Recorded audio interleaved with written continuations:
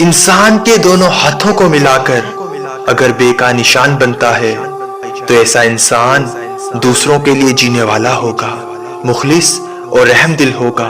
کیونکہ اس کے ہاتھوں کی دونوں ہتھیلیوں میں ایک دوسرے کے لیے جڑنا لکھا ہے۔ یاد رکھنا، ایسے انسان کی سب سے بڑی کمزوری یہ ہے کہ وہ انسان ہمیشہ رحم ہمدردی کرے گا، اور یہی اس کے لیے رسوائی ہے۔ اگر ایسا انسان اپنے فیصلے، احساسات، رحم ہمدردی سے مبرہ ہو کر کرے گا تو اللہ پاک کے کرم سے کافی لوگوں کے اصل چہرے اس کے سامنے واضح ہونا شروع ہو جائیں گے، کیونکہ ان کی سب سے بڑی ہار یہ ہے کہ وہ لوگوں کو اپنے دل سے دیکھیں گے۔ یاد رکھنا،